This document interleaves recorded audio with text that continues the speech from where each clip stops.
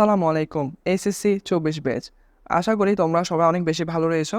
আরেকটি নতুন ভিডিওতে তোমাদের সবাইকে স্বাগতম। আজকে আমরা মূলত ঢাকা বিশ্ববিদ্যালয়ের বি ইউনিটের ইংরেজি প্রিপারেশন নিয়ে আলোচনা করব। এই ক্ষেত্রে ইংরেজির জন্য কোন বইগুলো পড়বে, কোন টপিকগুলো পড়বে সব নিয়ে মূলত আমরা এখানে আলোচনা করব। এর পাশাপাশি কিছু পরামর্শ গাইডলাইন দিব যাতে তোমার প্রস্তুতি গোছানো হয়। মনে রাখবে, তোমার প্রস্তুতি যদি গোছানো না হয়, তুমি যত ঘন্টায় পড়ো, যত কঠিন প্রিপারেশন নাও না কেন, তোমার কিন্তু আশানুরূপ রেজাল্ট হবে না এবং স্বপ্নের যে সাবজেক্ট তা কিন্তু হাতছাড়া করতে হয়। এক্ষেত্রে প্রথমে আমরা ইংরেজি প্রিপারেশন নেওয়ার জন্য কোন বইগুলো পড়বে সেই নিয়ে আলোচনা করি। এক্ষেত্রে প্রথমে তোমাকে ইংলিশ ফর টুডে এই বইটা রাখতে হবে ইংরেজি প্রিপারেশন নিতে। এরপরে মাস্টার্স, তারপর সাইফিস ভোকাবুলারি আর টোফেল। এগুলো কেন বলেছি দেখো। প্রথমত ঢাকা বিশ্ববিদ্যালয়ে যে বি ইউনিটের যে তোমার 15টি এমসিকিউ আসে এবং যে রিটেন অংশ রয়েছে, সেখানে একটা হিউজ অংশ কিন্তু তোমার ইংলিশ ফর টুডে অর্থাৎ এইচএসসিতে তুমি যে বই পড়ে ইংরেজি প্রথম পত্রের প্রিপারেশন নিয়েছিলে সেই বইটা থেকে কিন্তু আসে। তাই এই ক্ষেত্রে তোমার ইংরেজি প্রিপারেশন নেওয়ার সময় সবচেয়ে বেশি প্রায়োরিটি কিন্তু তোমাকে ইংলিশ ফর টুডে এই বইতে দিতে হবে। এটা মাস্ট তোমাকে পড়ে রাখতে হবে। এটার প্রতিটি প্যাসেজ তোমাকে পড়তে হবে, প্রতিটি প্যাসেজের যে ভোকাবুলারি রয়েছে সেগুলো মুখস্থ রাখতে হবে যাতে একটা ওয়ার্ডও আনকমন না থাকে। এরপর আসি মাস্টার্স বই। যে গ্রামাটিক্যাল বিষয় থেকে তোমার প্রশ্ন আসবে, সেই গ্রামাটিক্যাল বিষয় যেন তুমি ভালোভাবে আনসার করতে পারো, সেজন্য গ্রামার ক্লিয়ার করার জন্য মাস্টার বই কিনবে এবং ভোকাবুলারি অংশতে স্ট্রং হওয়ার জন্য সাইফার্স ভোকাবুলারি কিনবে। এক্ষেত্রে ভোকাবুলারি অনেক দরকার, কারণ তুমি যখন রিটেনে কোনো একটা প্যারাগ্রাফ লিখবে, সেই প্যারাগ্রাফটা জীবনে তোমার কমন আসবে না। এই প্যারাগ্রাফটা লেখার সময় তোমার কিন্তু একটা ভালো অ্যামাউন্টের ওয়ার্ড স্টক তোমার মাথায় থাকতে হবে। সেজন্য তোমাকে সাইফার্স ভোকাবুলারিটা কমপ্লিট করতে হবে। এটা অন্যান্য ভার্সিটিতেও মূলত কাজে আসবে। এরপর তোফেল। তোফেল মূলত ঢাকা বিশ্ববিদ্যালয়ে মূলত বি ইউনিটে যে ইংরেজি অংশ থাকে, সেখানে মূলত বেসিক থেকে অনেক প্রশ্ন করা হয়। এক্ষেত্রে তোফেল তোমাকে মূলত বেসিকটা ক্লিয়ার রাখতে সাহায্য করবে। আশা করি এই 4টা বই থাকলে তোমার একটা ভালো প্রিপারেশন হয়ে যাবে। এখন কথায় আসি, তোমার অনেকে মানবন্টন জানে না যে ইংরেজিতে কত আসবে। দেখো, ঢাকা বিশ্ববিদ্যালয়ে যারা বি ইউনিটে পরীক্ষা দিবে, তোমাদের এমসিকিউ আসবে 15। ইংরেজি কথা বলছি শুধু।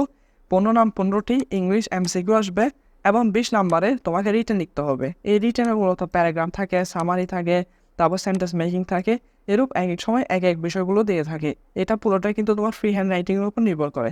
আর যে এমসিকিউ রয়েছে, এই এমসিকিউ মূলত তোমার সেখানে ভোকাবুলারি থেকে প্রশ্ন হয়, গ্রামার থেকে প্রশ্ন হয়, এএফটি থেকে প্রশ্ন হয়, এই আর কি। তাহলে এই ক্ষেত্রে আজকে আমরা মূলত এমসিকিউ প্রিপারেশন নিয়ে কথা বলবো। এই ক্ষেত্রে এমসিকিউ প্রিপারেশন বলতে এখানে যে টপিকগুলো বলবো সেগুলো কিন্তু রিটেনেও তোমার কাজ আসবে ইনশাল্লাহ।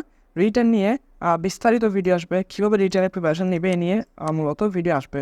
তোমরা যারা আমাদের পেজে রয়েছে, তোমার বন্ধুকে আমাদের পেজের মূলত যে লিঙ্ক রয়েছে তা পাঠিয়ে দিও, এই ভিডিওতে মেনশন করে দিও। এই অনুরোধ তোমাদের প্রতি রইল। তাহলে এক্ষেত্রে প্রথম আমরা বলি এমসিকিউ প্রিপারেশন কী করবে। এখন আমরা প্রথমে বলি এমসিকিউ প্রিপারেশন কী নিবে, এমসিকিউ প্রিপারেশন কোন টপিকগুলো বলবে। আমি এখানে টোটাল ঠিক 10টি টপিক অ্যাড করেছি এবং এই 10টি টপিক কিন্তু আমি মন মতো অ্যাড করিনি। এটা মূলত আমি কোয়েশ্চেন ব্যাংক যখন সলভ করেছি, কোয়েশ্চেন ব্যাংক সলভে কিন্তু এই 10টা টপিক সবচেয়ে বেশি কমন পেয়েছি এবং এখান থেকে বারে বারে আসে।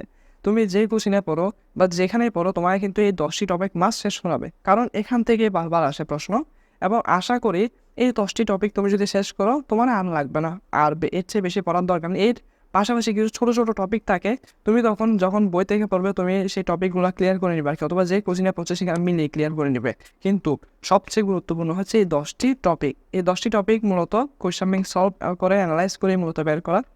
প্রথমে যদি বলি পার্টস অফ স্পিচ, দেখো এই 10টি টপিক শুধু যে বি ইউনিটের জন্য গুরুত্বপূর্ণ তা নয়, বরং তুমি যদি সিইউতে পরীক্ষা দাও তাহলে কিন্তু এগুলো কাজে আসবে। প্রথমে আমি বলি, প্রথম হচ্ছে পার্টস অফ স্পিচ।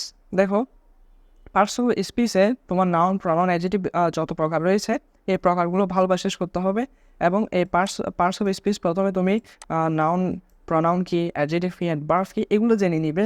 এরপরে সেগুলো একটা খাতায় নোট করবে এবং নোট করে এরপরে মাস্টার যে বইটি তোমাকে আমি কিনতে বলেছি, তোমার বাসায় যেরকম বই থাকুক, গ্রামার বই হবে, সেখানে যে প্রিভিয়াস ইয়ার কোয়েশ্চেন রয়েছে, সেই প্রিভিয়াস ইয়ার কোয়েশ্চেনগুলো তুমি কী করে ফেলবে, শেষ করবে। তাহলে এটা হচ্ছে এভাবে কিন্তু মূলত সবগুলো টপিক শেষ করবে। এখানে প্রথমে তুমি পার্টস অফ স্পিচ শেষ করতে হবে। পার্টস অফ স্পিচ শেষ করে তারপর তুমি ডিটারমিনারে যাবে। এগুলো একদম সহজ টপিক, ডিটারমিনার। এরপর আসি টেন্স।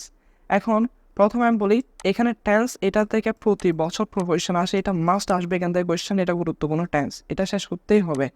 টেন্স। এরপর আসি ভয়েস। এখন বলবো এগুলো তো আমরা এসএসসিতে অনেকে শেষ করে ফেলেছো, তো যারা শেষ করেছো তাদেরকে অভিনন্দন, আসলে তোমরা অনেকে এগিয়ে রয়েছো। আর যারা শেষ করোনি, এখন অনেক দেরি হয়নি, আসলে অনেক টাইম রয়েছে, এগুলো 5 মাস, এগুলো কয়েকবার শেষ করে রিভিশন দেওয়া যাবে। এই ক্ষেত্রে তাহলে আমরা বলি ভাব ভয়েস শেষ করবে, এরপরে ন্যারেশন, এরপরে subject of agreement, right form of verb, conditional sentence, degree, tag question. এই ক্ষেত্রে এখানের মধ্যে যেই টপিকগুলো বলেছি এই টপিকগুলো অত্যন্ত গুরুত্বপূর্ণ, এগুলোই তোমাকে অবশ্যই শেষ করতেই হবে। তাহলে এই ক্ষেত্রে আমরা এই ঠিক 10টি টপিক কী করবো আগে শেষ করব। এছাড়াও আমি আরও কিছু টপিক অ্যাড করেছি, সেগুলো আমি শেষে বলছি। তবে তবে তোমরা যারা আমাদের পেজের সাথে রয়েছো, জার্নি এইচএসসি নোটিফিকেশন আমাদের পেজের সাথে রয়েছো, আমরা ইনশাল্লাহ এই 10টি টপিক মানে ঢাকা ভার্সিটির বি ইউনিট বলো বা চট্টগ্রাম বিশ্ববিদ্যালয় বলো, যে ইংরেজি প্রস্তুতির জন্য যা যা শেখা দরকার, যেই যে ক্লাস তোমাদের করা দরকার, সবগুলোই মূলত আমাদের পেজে পাবে। অর্থাৎ একটা ফ্রি বেস আমাদের এখানে আমাদের পেজে শুরু হবে ইনশাল্লাহ। এই পেজে মূলত আমরা এই গ্রামাটিক্যাল টপিকগুলো সম্পূর্ণ ফ্রিতে শেষ করে দিব, সাথে পরীক্ষা নিব। মোট কথা হলো এই আমাদের পেজের সাথে থাকলে ইনশাল্লাহ তোমার ইংরেজি নিয়ে আর টেনশন করতে হবে না, তাও বিনামূল্যে। এই ক্ষেত্রে আমরা যদি বলি এমসিকিউ প্রিপারেশন এগুলো শেষ করবে, তবে এখানে শেষ নয়। এরপরে মেমোরাইজিং পার্ট আসি। মেমোরাইজিং পার্টগুলো আসলে তোমাকে সর্বোচ্চ গুরুত্ব দিতে হবে, গ্রামাটিক্যাল টপিকের চেয়েও গুরুত্ব বেশি দিতে হবে। কেন জানো? গ্রামাটিক্যাল টপিকগুলো তুমি খুব ভালোভাবে খুব দ্রুত শেষ করে ফেলতে পারবে, এটাতে কোনো তোমার পেইন পাবে না। পেইন হবে মূলত এই মেমোরাইজিং পার্টগুলোতে, এগুলো শেষ করতে তোমার মূলত অনেক অনেক অবস্থা খারাপ হবে, কিন্তু এগুলো শেষ করতেই হবে। এটাই মূলত তোমাকে ডিফারেন্স করে দিবে। এখানে কী রয়েছে? Idioms and phrases, spelling, vocabulary, এরপর group verb, metaphor, one word substitution এবং প্রভাবস। এই 7টা টপিক আশা করি এই 7টা টপিকের বাইরে আসবে না। এই ক্ষেত্রে এই 7টা টপিক শেষ করলে আশা করি তোমার মেমোরাইজিং পার্টের যে পড়া তা কমপ্লিট হয়ে যাবে, এবং সেটা ঢাকার জন্য নয় বরং চট্টগ্রাম বিশ্ববিদ্যালয়ের জন্য এনাফ হবে। এই ক্ষেত্রে এতটুকু করার পর আশা করি তোমার গ্রামারের যে প্রস্তুতি তা শেষ হয়ে যাবে, এবং যে মেমোরাইজিং পার্ট রয়েছে তাও ইনশাল্লাহ কভার হয়ে যাবে। এরপরে এগুলো শেষ যদি করে থাকো, তাহলে আমাদের আরও কিছু টপিক পড়তে হবে। সেই টপিকগুলো ধরো জিরান অ্যান্ড পার্টিসিপল, জিরান আর পার্টিসিপলের যে পার্থক্য রয়েছে সেটা জানতে হবে, ক্লজ এবং ফ্রেজ নিয়ে পড়তে হবে, সাবজান্টিভ পড়তে হবে, এগ্রিমেন্ট, এগ্রিমেন্ট বলতে অ্যাফার্মেটিভ অ্যান্ড নেগেটিভ এগ্রিমেন্ট, এরপরে সেন্টেন্স কারেকশান। এই 5টা গ্রামাটিক্যাল টপিকও তোমাকে শেষ করতে হবে। তবে প্রথমে কিন্তু তোমাকে এই 10টি যে টপিক দিয়েছি, এখানে 10টির মূলত এখানে অনেকগুলো টপিক রয়েছে। তুমি যখন পার্টস অফ স্পিচ শেষ করবে, তখন এই পার্টস অফ স্পিচের ঠিক আটটি যে ধরন রয়েছে সেগুলো শেষ করতে হবে। আবার নাউন যখন তুমি পড়তে থাকবে, তখন সেখানে কাউন্টেবল, আনকাউন্টেবল নাউন রয়েছে, সেগুলো ভালোভাবে তোমাকে পড়ে শেষ করতে হবে।